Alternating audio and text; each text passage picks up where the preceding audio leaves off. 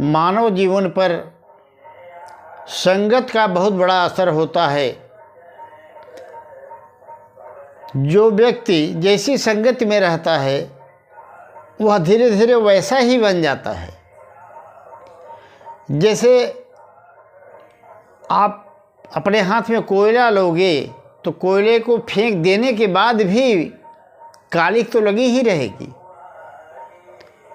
और सुगंधित पुष्प हाथों में लोगे तो उसको भी हटा देने के बावजूद आपको वो सुगंध महसूस कराती रहेगी। इसी तरह से मानव जीवन में यदि आप संत महात्माओं की संगत में रहे, चरित्रवान व्यक्ति की संगत में रहे, तो आपका जीवन धन्य हो जाता है और आप सच्चरित्रवान हो जाते हैं। और बुरे लोगों के संगत में फंसकर आपका जीवन बर्बाद हो जाता है। ऐसी ही एक घटना संत टेऊराम के जीवन में घटी थी, जिन्होंने अमरापुर में अपना दरबार बनाया था। वहाँ सत्संग होता था, हजारों लोग रोज भोजन करते थे, प्रसाद पाते थे, सत्संग करते थे और जिसको जो चाहिए था वो ले भी जाते थे। और संत का ऐसा प्रभाव था कि कभी किसी चीज़ की कोई कमी नहीं थी। संत टेऊराम एक भगवत स्वरूप संत थे। उनके प्रभाव से आश्रम में कोई कमी नहीं थी। और सिंधु प्रदेश में डाकुओं की एक बहुत बड़ी टोली थी। लगभग 100 डाकू उस टोली में शामिल थे, जिनका काम था बर्बरतापूर्वक डकैती करना, चोरी करना, लोगों की जबरदस्ती धन का अपहरण कर लेना उनका काम था। एक दिन उन डाकुओं के सरदार के मन में विचार आया कि हम लोग प्रतिदिन चोरी करते हैं, डकैती डालते हैं, कभी कहीं मिलता है तो कभी कहीं नहीं मिलता है, कहीं कम मिलता है तो कभी ज़्यादा मिलता है। हम लोग क्यों ना संत टेऊराम के आश्रम में चल करके डकैती डालें, और वहाँ तो किसी चीज़ की कोई कमी ही नहीं है। इतने लोग वहाँ खाते पीते हैं और रहते हैं, जिसको जो चाहता है उसको मिल भी जाता है, तो वहाँ किसी सामान की कोई कमी तो नहीं होती होगी। उसने निश्चय कर लिया और सारे अपने डाकू साथियों को संदेश भिजवा दिया कि कल रात को टेऊराम के दरबार में चोरी करने चलना है। रात्रि के लगभग 9:30 बजे सारे डकैत एक साथ महाराज श्री के आश्रम पर पहुंच गए और गेट पर जो रक्षक थे उन्हें डपट कर कहा कि घर में जो कुछ भी आश्रम में रखा है वह हमें दे दो, हम लोग डकैत हैं। उसने डरते डरते कहा कि मैं जाकर के महाराज श्री को आपकी खबर देता हूँ, तब तक आप 1 मिनट रुकिए।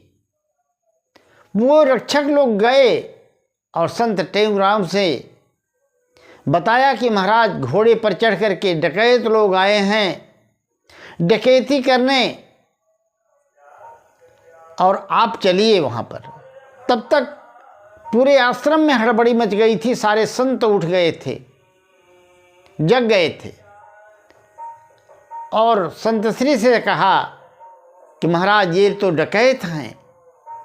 तो टेऊराम महाराज जी ने कहा कि देखो, ये दूसरों की निगाह में डकैत होंगे, पर मेरे यहाँ तो अतिथि बनकर आए हैं। तुम लोग इनके भोजन की व्यवस्था करो, उसके बाद मैं देखता हूँ। इतना कह करके स्वामी जी उन डकैतों के पास पहुँच गए और बड़े ही वात्सल्य प्रेम भाव से उनसे कहा कि आप लोग इतनी रात को मेरे यहाँ पधारे हो, आपका बहुत बड़ा स्वागत है। आप थोड़ी देर विश्राम करिए, आपकी भोजन की व्यवस्था हो रही है। भोजन करके फिर आपको जो सामान जितना चाहिएगा, जितना आप चाहें उतना ले जा सकते हैं। अब डकैत पहली बात तो उनकी वाणी से ही प्रभावित हो चुके थे, जैसे मानो उन पर सम्मोहित कर दिया गया हो, और वे बैठ गए। थोड़ी देर बाद रसोई बनी, उनको भोजन कराया गया, और कहते हैं कि संत के अन्न का ऐसा प्रभाव होता है कि वह शरीर में जाते ही पवित्रता आ जाती है। भोजन करने के बाद महात्मा ने कहा, अब आप लोगों को जो चाहिए सो सामान यहाँ से उठा करके ले जाइए। तो जो डकैतों का सरदार था उसने हाथ जोड़ लिए और संत के समक्ष कहने लगा कि महाराज, ये जो मेरी पगड़ी है ये किसी के आगे झुकती नहीं है। आज तक हम लोग इधर से निकल जाते हैं, चारों तरफ दहशत फैल जाती है, पर आपके यहाँ आने से हम आए थे तो चोरी करने, पर यहाँ तो आपने ही मेरा मन चुरा लिया। अब मेरा मन आपके यहाँ से कुछ भी ग्रहण करने की इच्छा ही नहीं हो रही है। पता नहीं मुझे क्या हो गया है। तब संत ने कहा कि देखो, अगर तुम लोग चोरी करना पाप समझते हो और समझ में आ गया हो, और गलत कार्य करना दुखदाई होता है ये समझ में आ गया हो, तो आज से चोरी करना छोड़ दो और मेरे आश्रम में रहो। खूब जितना इच्छा हो उतना भोजन करो, प्रसाद करो, जिस भी वस्तु की आवश्यकता पड़े उसे करो, पर यह गलत कार्य बंद कर दो। और सारे 100 के 100 डाकू उसी समय उनके शरणागत हो गए, उनके शिष्य बन गए, और शिष्य बन करके उसी आश्रम में रहने लगे। तो मित्रों, ये होता है सत्संग का प्रभाव। एक राजा के यहाँ 2 तोते थे, तो एक हमेशा राम राम कहा करता था और दूसरा गालियाँ बकता था। देखते देखते राजा ऊब गया, तो एक दिन उसने तलवार निकाली और जो गालियाँ देता था उस तोते को मारने चला। तो राम राम जो बोल रहा था वो तोता बोला, राजन क्षमा कीजिए, मेरा भाई है। राजा ने कहा कि तुम्हारा भाई है तो तुम तो राम राम बोलते हो, ये गालियाँ क्यों बकता है? उसने कहा, राजन ये दोष इसका नहीं है, संगत का है।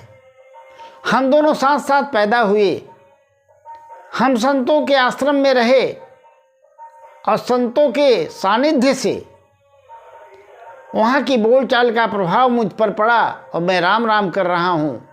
और यह कोल भीलों की नगरी में चला गया, पकड़ ले गए कोल भील, और वहाँ रात दिन गालियों का माहौल रहा, लूटो मारो खाओ का माहौल रहा, जिससे यह सदैव गालियाँ ही बकता रहता है। यह संगत का दोष है।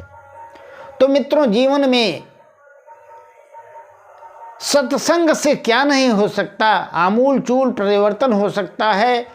और संत महात्माओं की, सद्गुरु की संगति अगर मिल जाए तो मनुष्य इस भवसागर से पार हो सकता है, इसमें कोई संशय नहीं है।